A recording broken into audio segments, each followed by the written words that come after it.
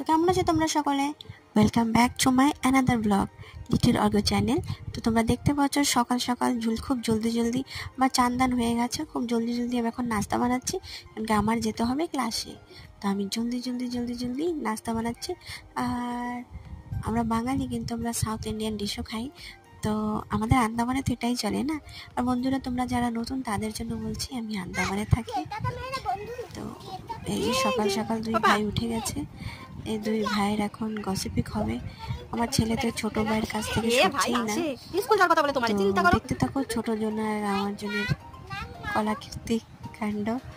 তো আমার এমনিতে বাচ্চারা বাড়িতে থাকলে খুব ভালো লাগে। আর এখন আমার যেতে হবে ক্লাস। তো বন্ধুরা, তোমরা এদের দেখতে থাকো আর আমি রেডি হতে থাকি আমার ক্লাসের জন্য। পরে দেখা হচ্ছে যোগা করবো, সেগুলো তোমার সঙ্গে একটু করে শেয়ার করবো তোমাদের সঙ্গে।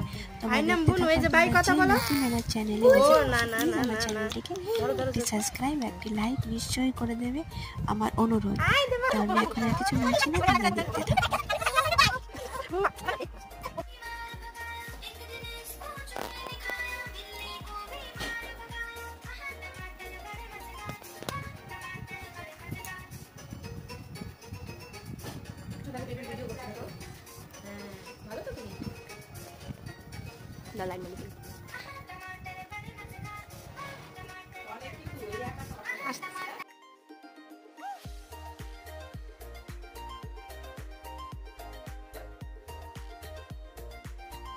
জলদি ঘরটা পরিষ্কার করে ঘরটা মুছিয়ে দিয়ে, কেন কি বৃষ্টির সময় তো ঘরটা বেশি লাগে। আজকে সকাল থেকে খুবই ক্লাসে যাওয়ার জন্য রেডি। আমি এখন যাচ্ছি ক্লাসে, তোমাদের সাথে আমার দেখা হবে বাসে। বাই।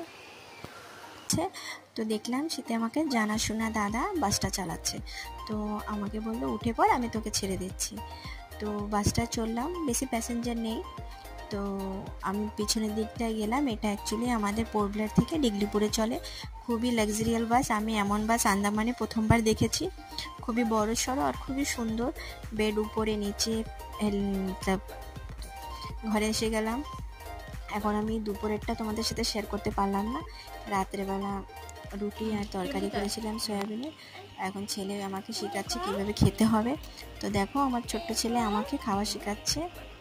এই যে মাঝে মাঝে খুব ভালো কাজ করে, আমাকে বলছে আমি যেভাবে খাই এভাবে বড় হতে পারবো না। বাই।